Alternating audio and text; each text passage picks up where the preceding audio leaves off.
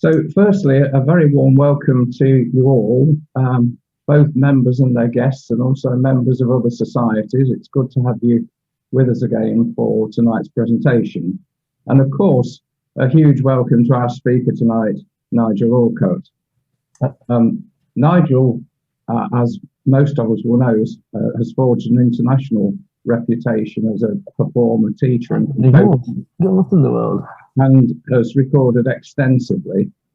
And of course, he's widely acclaimed for his skills of improvisation, being one of our leading exponents of that art.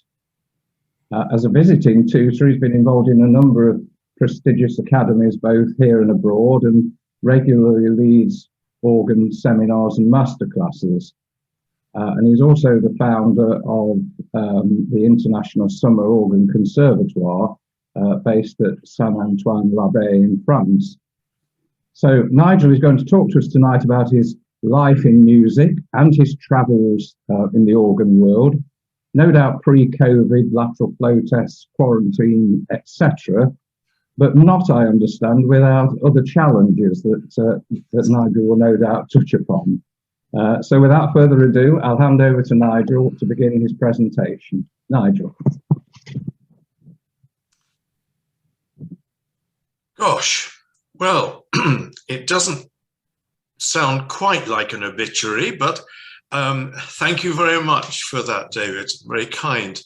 And of course, one reason why I'm here is a bit like looking at a chess board, because I can see Dennis Littleton on my screen. And really, Dennis is one of the coincidences that brings me to your screens tonight, because we go back quite a little way in musical terms. And so thanks to Dennis. It's lovely to see some of you again, because I think I spoke to you at the golf course not so long ago, a very rainy night on the 19th green. So anyway, we start, because I've done a sort of potted history, and we actually start with my christening, which you will see. That's the life of Nigel, a musical, whatever it is. Now, Whitmunday baptism. That's my baptism in my parish church of Burbage, here in Leicestershire, from whence I am speaking now. And very strangely, it was a Whitmunday, because one of my godfathers was an organist. And so therefore he couldn't come on Whitsunday because he was playing the organ, and he was the organist of Leadenham Church in Lincolnshire. He was also the headmaster of the secondary school there as well. And so couldn't have a Sunday baptism, and so it was Whitmunday, so he could come. And there, looking as if everybody's in the First World War, it just goes to show how we have actually sort of progressed from black and white to zooming tonight. So Whitmunday, because a godfather was an organist, little did they know what was going to happen for the next half a century from this point onwards. And my brother is there in front of my aunt, and thus that's where I really sort of come from. And Whitmunday, and my mother, who you'll see a bit later on, was told not to have me. Excuse me, I can't hear anybody. You cannot. We can hear you. Have you got your own volume turned up? Can anybody else does anybody else have a problem? No, so it might be on your computer, Mr. Wilborn. Sorry, Nigel, carry on, please. Yes, oh, fine, yes. She was told not to have me because she lost a child between my brother and myself. When she was in hospital, the #1 record playing at that time was music, music, music, put something in the Nickelodeon or something like that. And so I was born in a very sort of a coincidental way in this way. So that, and having an organist as a godfather, sort of led me through onto the next screen. Coronation Day, first prize in the village festivities. This is the first time I really was launched into the public eye. As you can see, a terrifically happy moment. And this was Coronation Day, so you can work out exactly, because I'm not an Elizabethan child, I'm a Georgian. And so therefore, Coronation Day, this is how I normally look when I'm giving a concert. And I've got a fee that isn't quite what I was expecting. So let's have the next one and see what happens here. This, yes, sitting in the garden. I have a particularly hopeless memory that doesn't get rid of anything. And I can actually remember sitting on this wall, having this photograph taken. And I remember my mother saying, well, don't sit on all the Alison, which was there, and gardens and such like were very much in my mind, and has always been. You'll see in the background quite a few rose pagodas, which roses have featured intensely in my life. And I have a little garden where I am now, which is absolutely full of them. And well, that's a photograph taken by my brother of me sitting at our piano, which was a Steck, a German piano. And I'd been playing it for as long as I can remember. I remember seeing a keyboard up here and clambering onto a stool. I remember the first time playing two hands together.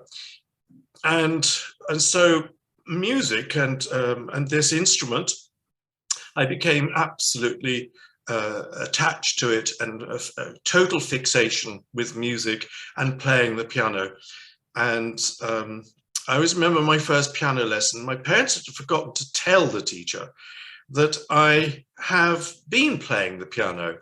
And so my first lesson was a book that you can still get. And the first page in it is called By a Broom. And it was for about 2 or 3 fingers only. And she showed me where middle C was and everything. I was overawed by a grand piano. And I remembered, I thought, this is awful. I thought I was having a piano lesson. And I loved the end of the lesson, which had actually been that I'd played this piece. And she said to me, and if you finish this piece and the next one, you can color in the pictures if you like. And so that was my first interest and piano lesson, which I thought was disastrous because I thought I was, well, I could already play the piano. And so such a funny time that was. And it was my 6th birthday, I was allowed to have piano lessons. And up until that time, I'd been playing for ages and ages and ages and ages. And even the milk lady who used to deliver the milk said once to my mother, gosh, Winifred, you get up early to play the piano. Oh, it's not me, she said, it's the nipper. So there we go. My first audience was the milk lady. Next one, let's see where we go next. Growing up, yes. I had all my clothes made in the family and elsewhere. And so I think we've even got a sort of a logo on my chest in the little one. I can remember having that photograph taken as well. And there I am as a chorister. Not particularly, how can I say, well, yes, in my village church here in Burbage. And that's, you know, downhill since. Now the next, let's see where we go next. Here we are. Not quite the same age, but these are 2 friends in the village in Burbage.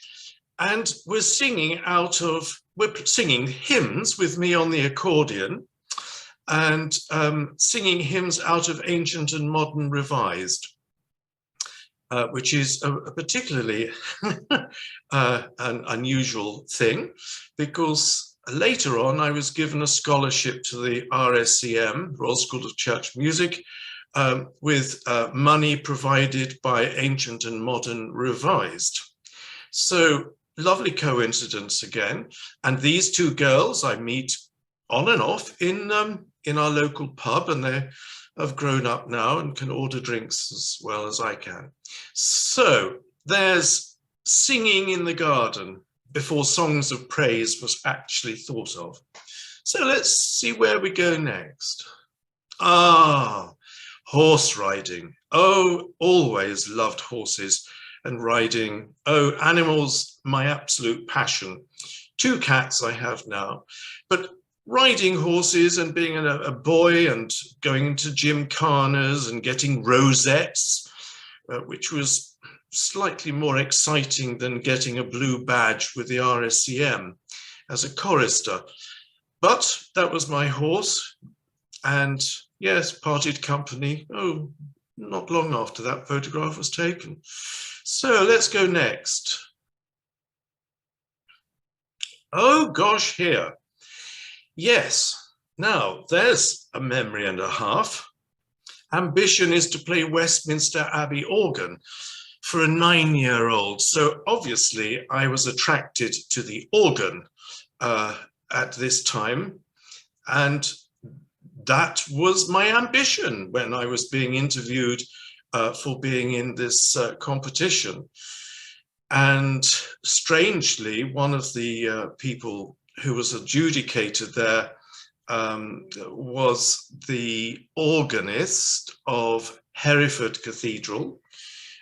His name just escapes me at the present time. I think he went to Canada, did he? But someone will pick it up. And he invited me to, because I won the singing, he invited me to Hereford to go and play the organ there, which I did. Caused havoc with my parents because they had to drive all this long way to Hereford from here. But yes, there we go. That was an ambition to play Westminster Abbey organ, and that ambition came to fruition in the 1980s when I was invited to give a concert.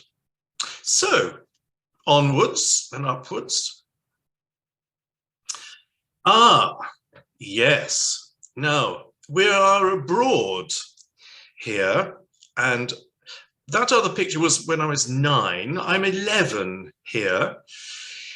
August the 15th in, well, I won't say the year, but I was 11 at this time. And in this cathedral, we turned up, my parents had taken me and my brother to Europe for the first time. They flew the car over from Lid to Le Touquet, and I thought that's the only way you got to Europe. And so on the grand tour that we had, we were on the way back.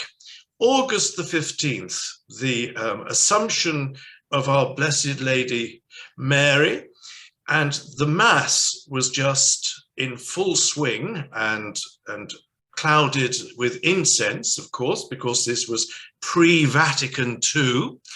And this is the Cathedral of Laon, L-A-O-N, which stands on a promontory in the Reims, Champagne region.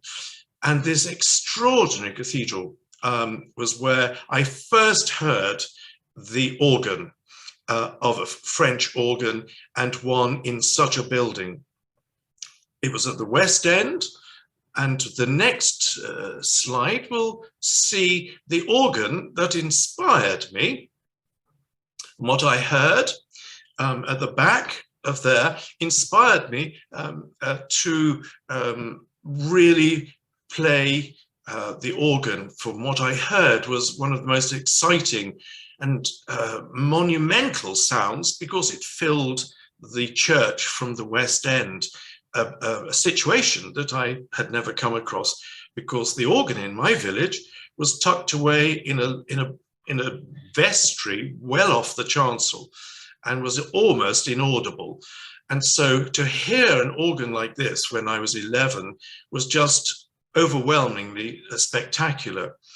And it wasn't until I started to go to the church in Hinckley at St. Mary's that there was a student organist there who's now the organist in my village, called Philip Herbert. Philip Herbert was playing a piece called the Toccata from Suite Gothique. And I suddenly realized that this was the piece that I heard at the end of the Mass when I was in Long Cathedral. So it was a few years afterwards, and then I suddenly heard the piece that I had wondered what on earth it was, and I heard somebody playing it. And so thanks to Philip playing in Hinckley, I got to know this piece and also one or two of the other movements. So onwards and upwards again. Thanks, Ian. Where am I? Ah, yes. Yes, in part of the garden of my parents' house, lovely flowers and things. And this is when I started my piano travels. My first time was going abroad, and I first played the piano in Odense Town Hall in the middle of Denmark. How that happened was because I was a member of the orchestra that was going there, the Leicestershire School Symphony Orchestra. And I played the violin as well and led the second violins before I left the region. And so I remember this being taken into color, so you can see we're progressing with modern technology. That chair I only threw away 2 years ago. It had fond memories, but that was me coming alive in a world of music and seeing what else there was in the world and enjoying performing, but piano. So onwards, let's see what comes next. The Royal School of Church Music. This is Addington Palace. I went there as a teenager, and this is a really historic picture in a way, because there's some remarkable people in this picture. I'm the one who's looking a little as if I belong to the Bloomsbury group at the top of the stairs with my elbow on the parapet. Just behind me to my left is a good friend who he was dean at St. Peter's College in Oxford. Great Wagner man, and he used to play Wagner all days. Next to him with the glasses is James Lancelot, recently retired from Durham Cathedral. Next to him is Robert Gower, who has done many publishing things and also was a presenter at Radley College for a time. And then as we go down the steps, I'm looking quite carefully because I don't have my glasses on, but there's Michael Deasy and one or two other people. Then the face, 3 up the stairs, that is Paul Spicer. And next to Paul Spicer is Christopher Moore. And then some others. Jonathan Gregory is under the central window pane on the left-hand side, who became the organist at Leicester Cathedral, etc., etc. And of course, there is Gerald Knight in the middle. Next to him at the bottom is Michael Fleming, who came to Addington because the priest at All Saints Margaret Street closed the choir school, and so he was out of a job. So he came on the staff as senior tutor. There's Martin Howe there, and someone called Mr. Cook with a beard. I think he came up from somewhere down under in the world, and Frederick Wayne, who had just arrived to take over Roy Massey's job when Roy went as organist in Birmingham Cathedral. So there you actually have quite a few people, and if I really had a magnifying glass, I might be able to recognize some more. But we had fun times there. I was a bit of an enfant terrible, like throwing eggs off the roof of Addington Palace onto the garden beneath, because I'd read that eggs bounce because they right themselves if you throw them up in the air. So we went up and raided the kitchen with lots of eggs, and yes, they did.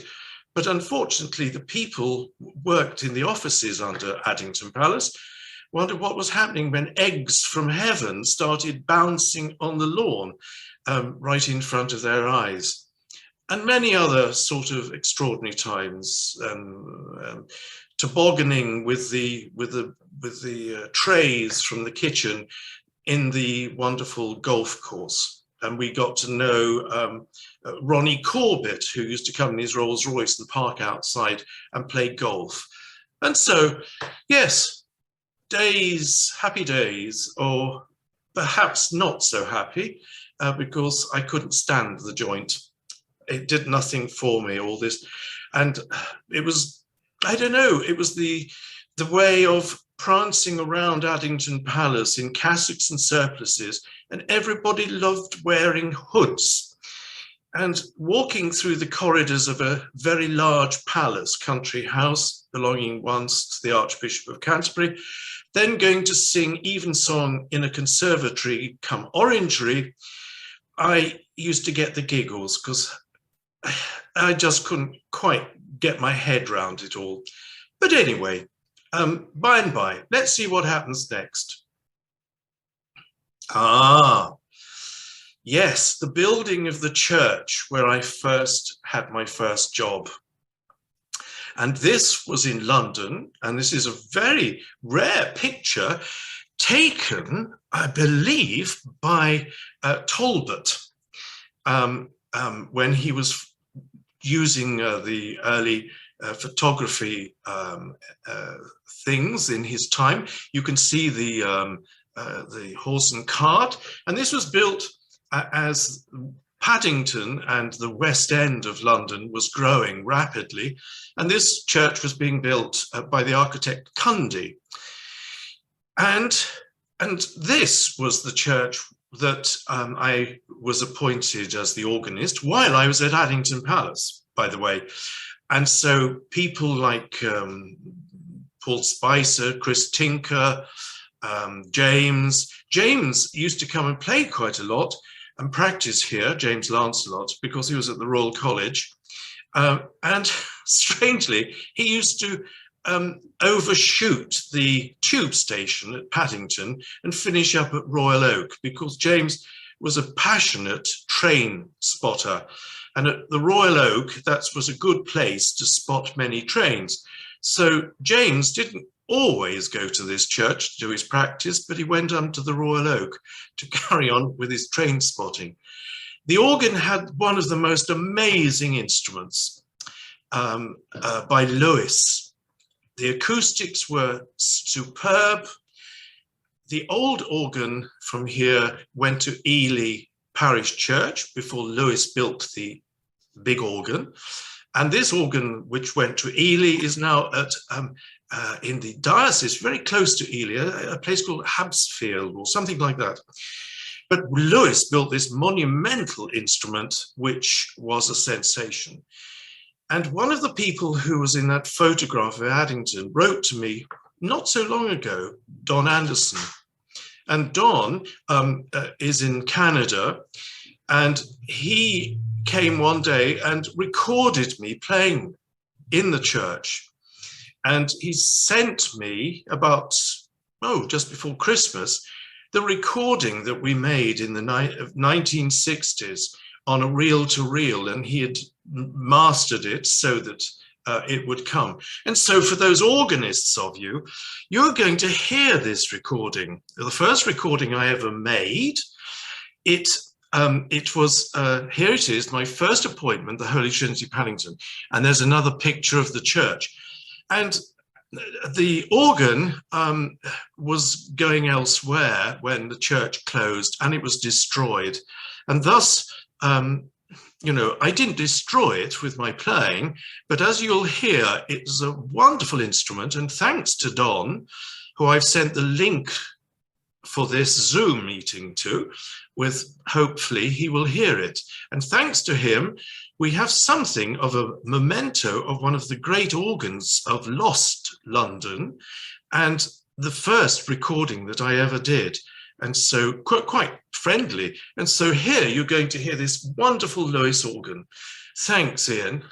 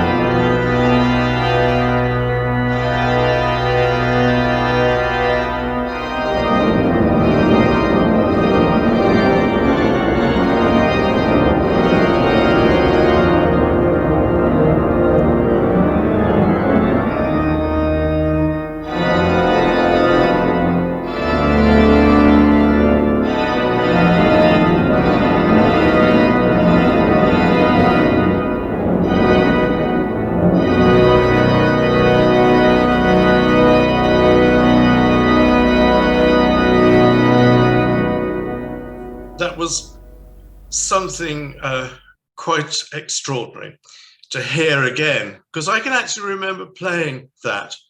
And some of you might have recognized C major, an F sharp and G, which was very reminiscent in my mind of the background of the Bourlman that I'd heard in Leon Cathedral.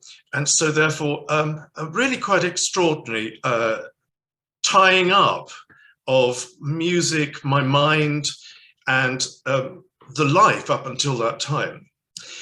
Now here you see my first real main organ teacher, Fernando Germani, Maestro Germani.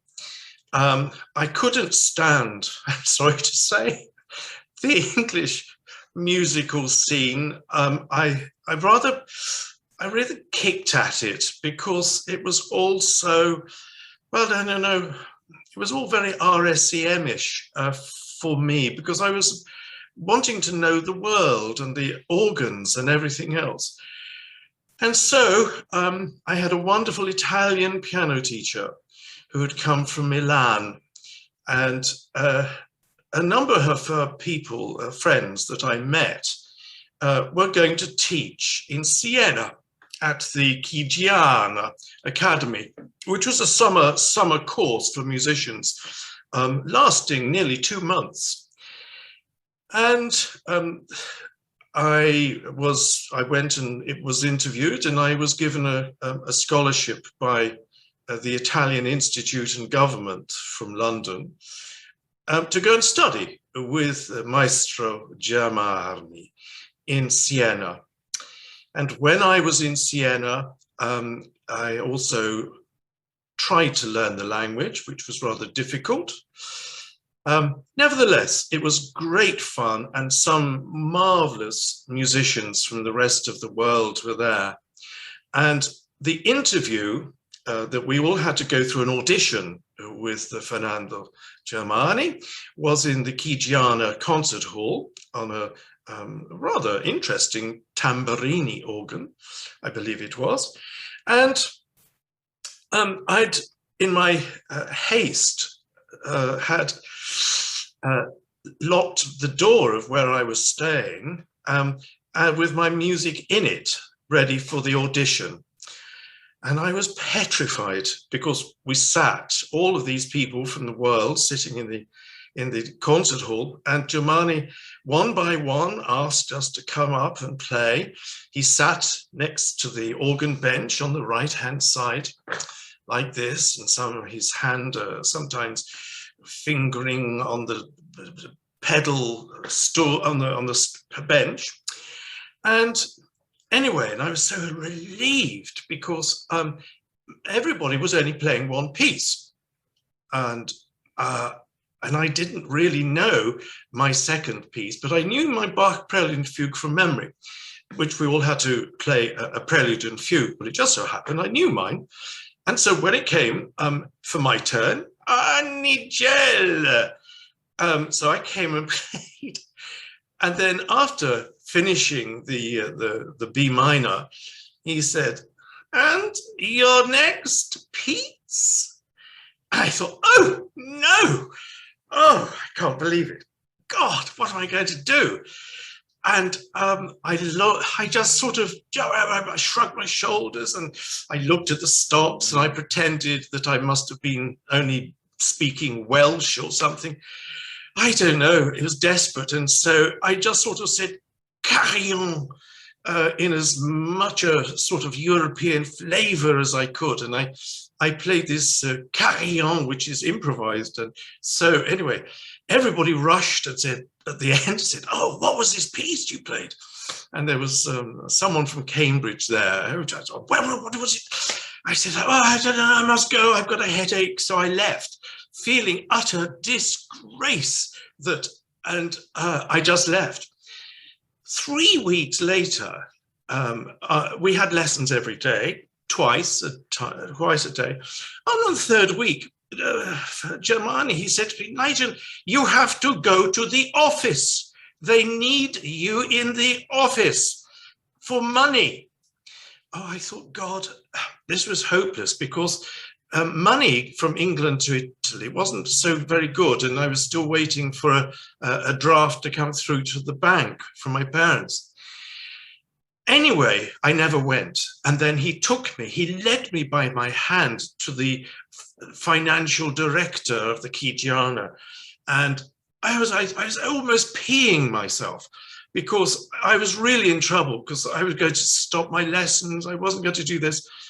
And what it was is that Germany had given me the first prize, which was all my tuition for free, and also my living expenses and my food and everything. And they gave me the most enormous bundle of money. And this is when I began to enjoy playing the organ. So it was great fun doing that. And I had all these food vouchers that I gave to my friends in the piano course. And one of these people was Leslie Howard. And Leslie is the great Liszt specialist, and he had actually won the piano side of things, as I won the organ. And thus, that was Germani. And he, at the end of my sojourn in Siena, was a government scholarship to carry on studying with him in the Santa Cecilia Conservatorium in Rome. And so from Siena, I went home for 2 weeks and packed my bags and lived in Rome. And so this was my next job. And we go forwards, Ian. As you can see, this church hadn't fallen down like the one in Paddington. And strangely, when in Rome, you have to do as the Romans do, and that is go into the churches. And how I became the organist here, San Andrea della Valle, was because I had to find an organ to practice on. You could be studying at the Santa Cecilia, but there was no organ. Practice organs very much in Rome in those days. And I went into this church and I was walking backwards, looking at the organ, which I think is on the next slide. There we go, on the west wall, looked very pretty. And as I was walking backwards, looking west, I fell over a little priest coming out of a confessional, who was someone I spoke to, and he had some English. He was a Spanish priest. I asked if it's possible to see and play the organ, and he took me up, and he said, "Did I know the Queen?" I said, "No." I said, "Why?" "Well, we need a third manual on this organ, and I thought you might ask her."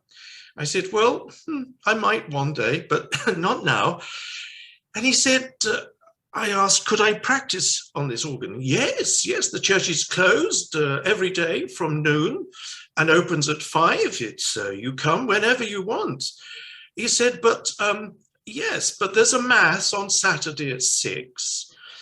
There's one on Sunday at 10, 11. There's no need to play the 12 o'clock mass because I have a friend coming," he said. "And then, of course, we have one at 6 o'clock on Sunday. Of course, you can come and practice if you come and play the organ."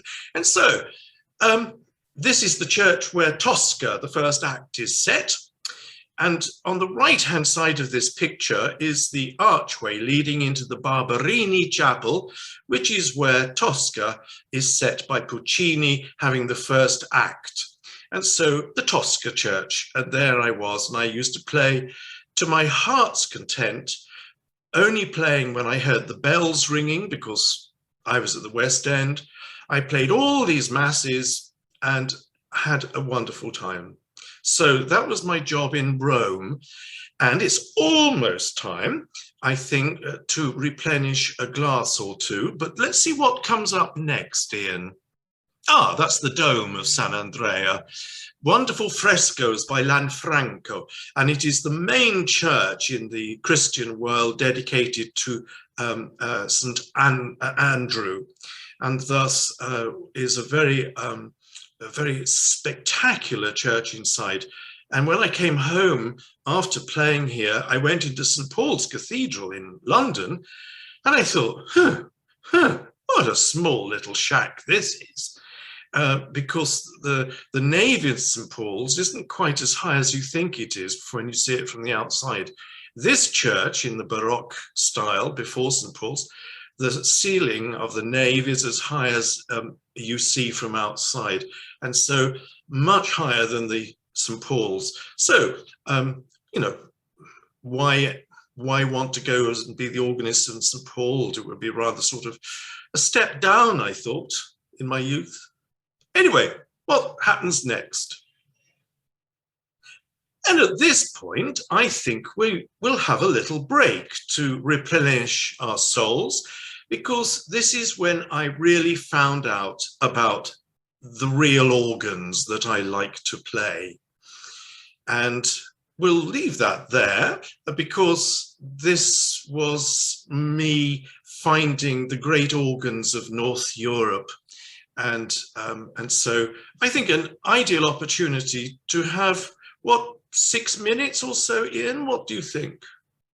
I think that's perfect. 6 minutes, okay. And of course, I think my ice won't melt in that time. Now, this is where life gets a little bit more interesting. But just before I carry on, there were 1 or 2 chats I can just answer. What sort of horse was it? Well, it wasn't a rocking one. It had 4 legs and it was called Hugo. And was it an improvisation or was it a written piece? If it was a written piece in Holy Trinity, Paddington, it would certainly not get published. And so therefore it was an improvisation, I'm sorry to say. You know, it's easy because you don't have to go to a shop and buy music, it's cheaper. So here we are with me finding out about what I consider the real nitty-gritty organs from the past. This is Alkmaar. And that is me playing in Alkmaar, and a photograph taken by, well, the photographer should have been playing and I should have been photographing him, André Isoire from Paris, one of the great musicians of France, who died not so long ago, and a great friend and a great supporter of me for all that I did abroad. And so he took this picture of me playing this stupendous organ, which for some is the high point of organ building in the world, and certainly one of the greatest instruments in existence. So that's me playing. And this was before the organ was actually restored. And I don't know if you can see, but just in front of my face is a sort of a straight strut of wood. And where you played the organ in this time, in the organ console was enclosed in a greenhouse with shutters and glass, and the roof opened.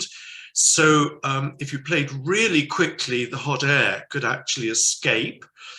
But it was basically so that you could play the organ with one heater in this greenhouse during the winter. So these great churches had no heating. And so Haarlem, the Bavo church, also was wrapped up in deep, thick velvet. And this one in Alkmaar had the greenhouse effect. And in this picture, well, that's a bit of history for a start. And so I was a little leaner in those days. However, let's see what happens next. Ah, Bamba Gascoigne. I was on the number 11 bus in London, and I suddenly had all these people yell and scream, came running down the top part of the bus. I was sitting at the back, and they came down, and they were obviously uneducated, because they thought I was Bamba Gascoigne, and thus they got their pens out and would I give them my autograph. I can't spell Bamba very well, and as for Gascoigne, well, that's hard cheese. But I just thought you might like to know that I have a doppelganger. So it's Bamba Gascoigne. So let's go on to the next one. St. Paul's Cathedral in London, Ontario. And this is when I started to go abroad, because people had heard me play in the Netherlands and other places. Nobody asked me to play really in this country. Don't know why, but I was asked to go on a tour of America and Canada, because one of the organists at this time was Mervyn Games, who was with Germani and myself in Rome, and he invited me to go. He was at that time before the organist in Scotland somewhere, in an abbey. And anyway, he went to Canada and he wanted me to go and play, and I had other concerts. And so I have numerous hats to remind me of where I've been. And this one perhaps is rather Canadian, as if I'm going to have, do some logging somewhere. And so, yes, this was this, and someone who was at this concert is on Facebook, and is a very famous Canadian organist now. And he was a youngster, and he came and spoke to me after this concert. But from here, Mervyn took me down to Niagara Falls on a day off. And that was, it was travel 3 hours straight, then turn right. That's about as what it was like traveling in Canada, and then into America and such like. So this crops up when I was rooting through things for this presentation. And so I thought, yeah, I'll pop it in, because it shows that I was actually gadding about in 1987. And that same year, I had my birthday, which is the 15th of March in Chicago. And I played a concert in Chicago on the 15th. And so that was a really beautiful time, terrifically cold. And I've been back quite a few times since. What's next? Back to the Netherlands. The photograph on the right was just taken before I was doing a broadcast and recording for the Netherlands radio in the festival at Haarlem, which happens every other year sometimes, but the present time I don't know what happens. One of the most extraordinary instruments. And of course, it was on a book that I possessed called The Organ, I think, by Sumner. And when I went to have my first practice on this organ, you come in through the south transept, which is on the left of the picture, and you walk, and then you turn to see this. I was so overcome that I was physically sick. I couldn't play, I couldn't even approach this instrument because of its historical nature. And even to this moment, my heart swells because of the times I've been there and played.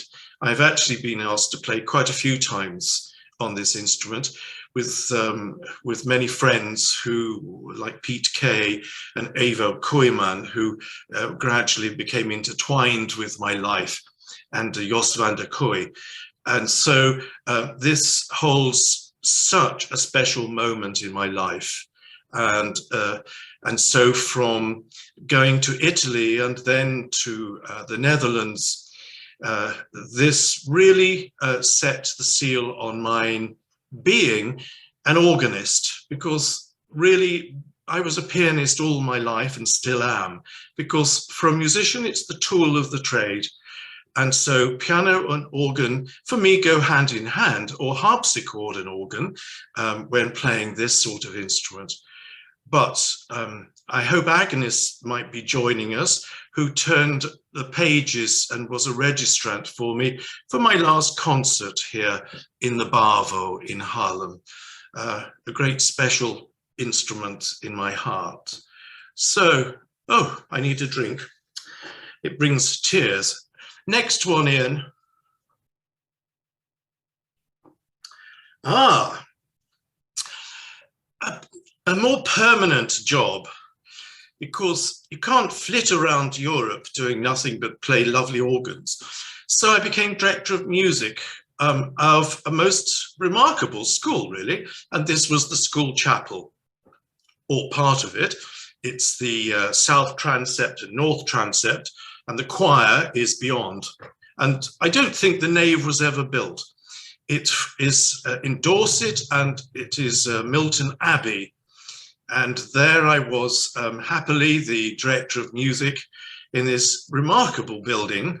The palace next door incorporated parts of the monastery and became the seat of Lord Damer, who married the Duchess of Devonshire, Dorsetshire's daughter. And at the top of the stairs in the school are two portraits of the Duke and Duchess in 1770 by Angelica Kaufmann, who was one of the court painters. And she painted these pictures in Rome in 1770 when Dr. Burney, in his book, his European Travels of 1770, went and visited them in Rome. So spectacular to teach in a place whereby you can tell them about Dr. Burney and his musical travels. And then, by the way, that paragraph I read about him visiting the Duke and Duchess in Rome in their apartments for concerts, well, they're outside this door. And so a wonderful thing. Whilst there, the school had its 25th anniversary. It's a very young school and was founded by the same people that did Gordonston. And it was a school that was perhaps going to be for Prince Charles instead of Gordonston. However, it's well in the country, the most beautifully situated school that you can ever come across, with this glorious abbey with fan vaulting and such like. Anyway, I was so taken with the place, and I was there for its 25th birthday, this school, even though it had traditions as if they were brought up in the 14th century. And here I found today is something that you might see. It's the sort of Milton Abbey School there, and a thing, and I founded something called the Georgian Society. And so the Georgian Society, we did Messiah. And there on the left-hand side, I think it says trumpet, Jonathan Freeman Atwood. Now, Jonathan was a chorister, and I taught him his A-levels. And he's now principal of the Royal Academy of Music, has been there now for a few years, took over from Sir Curtis Price. And when I arrived, he was told that he couldn't do music because he couldn't play the piano. So I put a knockers on that, because it was quite obvious that he was exceedingly fine musically. And so, as he said, when once at the Royal Academy, I was introduced to the Academy students as the person that got him the job. Else, had I not made him do A-level music, he wouldn't have then gone to Toronto University to study Baroque trumpet, come to Christ Church, Oxford to do a B.Phil in the music of Christopher Gibbons in the Library of Christ Church, then to the Royal Academy, and he rose up to become the present director. So with great pride, he'll be knighted shortly, and a wonderful thought that, you know, as a musician, that's our job, is to encourage and to fight for survival for those people who need it. And I do fight the cause of many a person, much to my happiness and much to the disgust of the people who I'm fighting. So, wonderful place. And I would like my ashes spread around this. Peter Alliss, the great golfer, designed a golf course around the Abbey Church when his son left the school. And so if you have never been, it is one of the most amazing situated places in the country. And it's where King Athelstan's buried as well, from Wessex. So, next, more tears to my eyes. Oh, here I am, director of music. Looks as if I'm going to become part of the KGB. I fought many a cause, and as you can see, I always won. Yes, and this was actually taken during the filming of To Serve Them All My Days, the 13-part serial that we had for the BBC with John Deteen and Frank Middlemass. And I've forgotten who the boy is in the front here, but you can see that yes, I had to write the music for the opening because the composer only brought the tune. And he says, sorry, I haven't been able to put the harmony to it.